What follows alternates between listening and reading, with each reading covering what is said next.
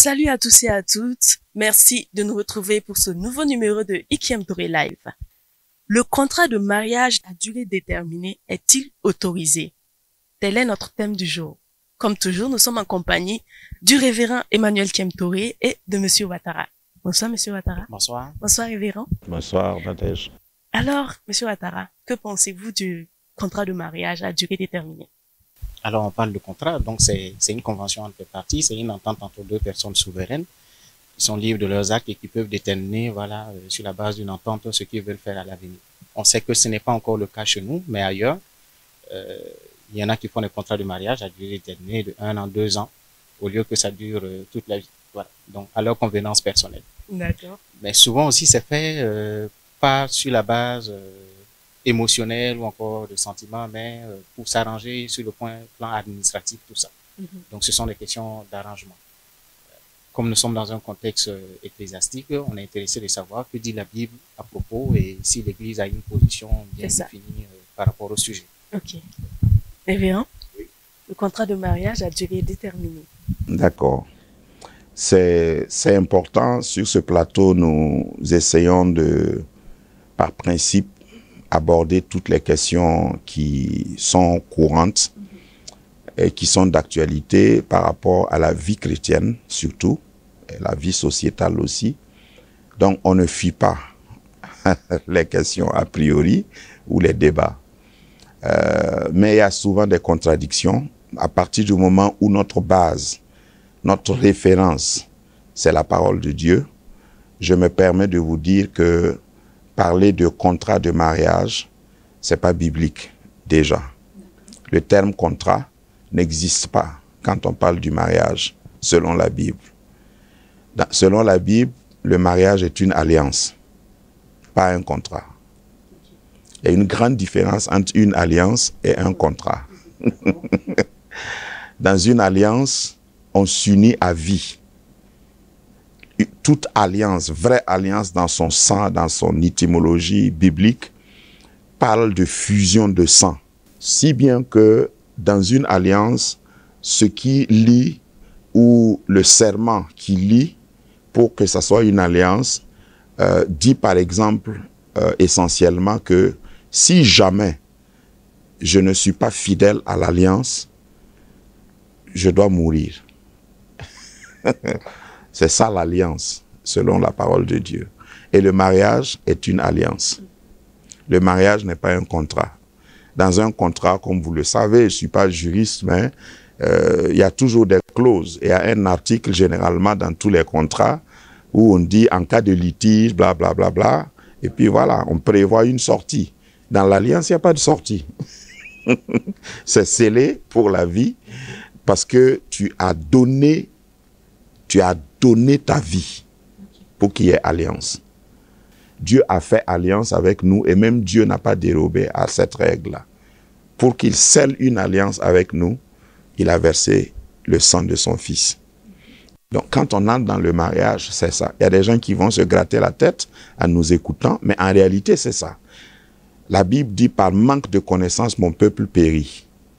Voilà. Donc, si je veux me référer encore aux 10 commandements, le 7e commandement dit, tu ne commettras point d'adultère. Vous allez dire que je suis trop, mais c'est la Bible. Si vous connaissez votre Bible, c'est ça. Donc, si le mariage est une alliance, et si c'est un mariage selon Dieu, on ne peut pas parler de contrat à durée déterminée. Vous pouvez déterminer ça pour...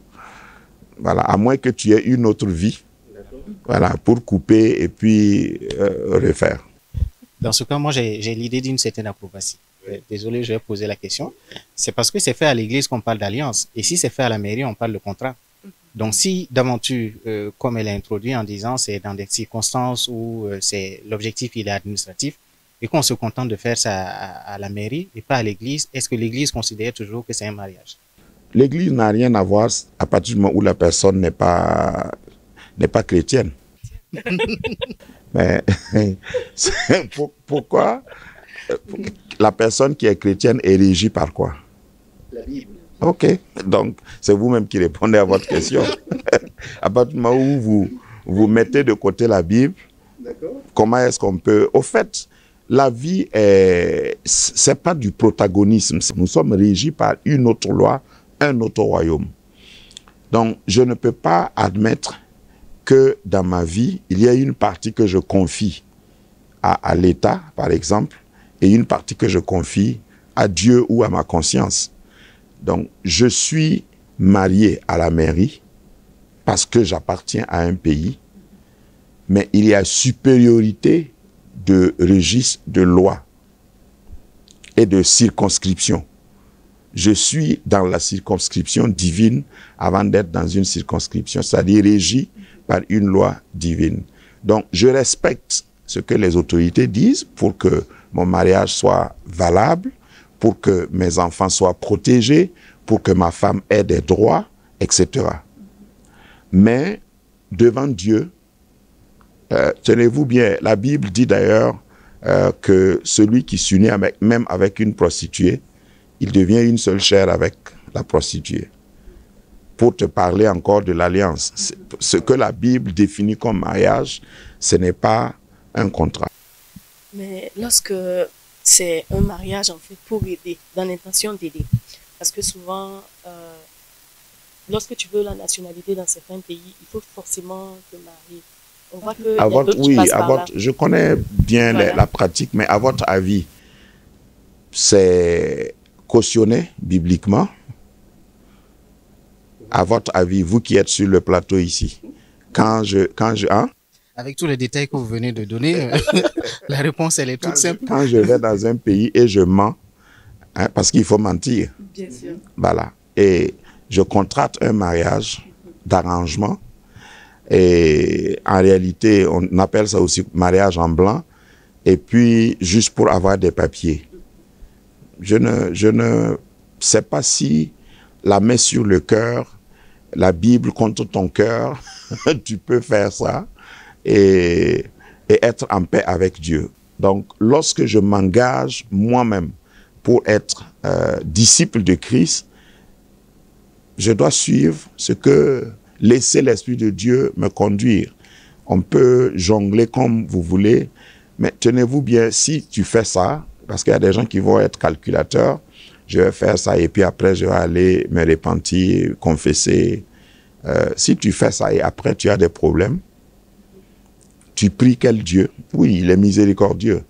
Mais dans le numéro passé, j'ai dit que c'est pas parce que Dieu t'a pardonné que les conséquences vont s'effacer.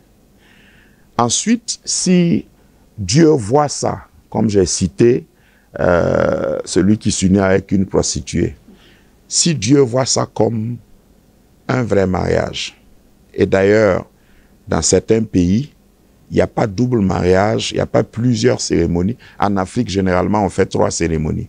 Il y a le mariage coutumier, il y a le mariage civil, et il y a le mariage, la bénédiction à l'église.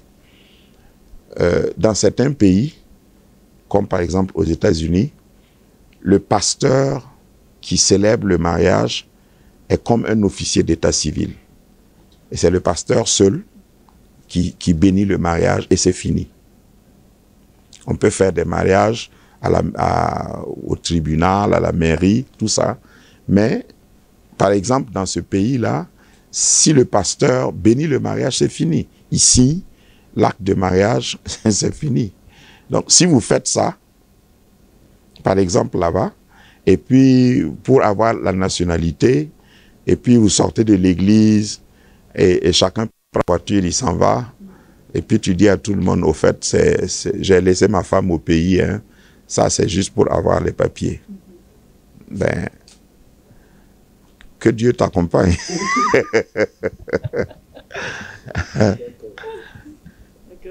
Voilà. Donc, je pense pas très honnêtement qu'on peut s'amuser à entrer dans des alliances de cette manière-là. Si vous vous mariez juste pour avoir des papiers, ça veut dire que c'est pas un mariage consommé. Ça veut dire que c'est de la malhonnêteté. Au fait, il n'y a aucun pays qui autorise ça. La base, c'est ça. Si vous le faites, vous êtes obligé de mentir sur toute la ligne pour faire croire à la loi que vous êtes vraiment mariés. Oui, mais comme vous le dites, on parle de consommer le mariage. Et on dit aussi que lorsque le mariage n'a pas été consommé, il est nul. Pourquoi on l'appelle mariage alors? Sur les papiers, vous signez bien que vous êtes mari et femme. Et puis vous savez que vous n'allez pas consommer. Si la police vous arrête, parce que dans les pays où c'est pratiqué, ça ne veut pas dire que la loi n'est pas au courant. Hein. Souvent, on envoie des huissiers, on envoie des... Tu vas mentir que vous habitez ensemble, tu vas mentir que vous avez peut-être un compte en commun, etc. Tu vas faire des artifices, mais c'est faux. C'est du blanc, c'est du... Je ne sais même pas pourquoi on appelle ça mariage en blanc, ça doit être mariage en noir. Hein? On ment sur toute la ligne. Si après le faux mariage, là, vous allez vous confesser, par exemple, vous demandez à Dieu pardon, et puis vous continuez de mentir. Parce que sur toute la ligne, tant que vous êtes dans le pays, vous allez utiliser le nom de votre fausse femme. Et au bout de quelques temps, vous allez demander le divorce. Voilà, et au bout de quelques temps, vous demandez le divorce. Et le divorce est condamné aussi par la Bible. Donc, quand vous commencez à pécher, vous devenez un agent commercial du diable. Il va vous utiliser pour promouvoir quelque chose que vous combattez. Il faut reconnaître ou savoir aussi que le mot mariage veut dire mélange. C'est tout ce que ça veut dire. Donc, lorsque vous déclarez que vous vous mariez, ça veut dire je me mélange, sans même avoir signé le papier. Vous avez dit par votre bouche, et la Bible donne de l'importance à ce que nous disons. Je me mélange, je me mets ensemble, je deviens une seule chair. C'est ce que la Bible donne comme définition du mariage. Et est-ce qu'on peut se mélanger et puis se démêler encore? C'est à vous de voir. D'accord, merci révérend, merci monsieur Ouattara et merci à tous de nous avoir suivis. Prenez bien soin de vous. Bye.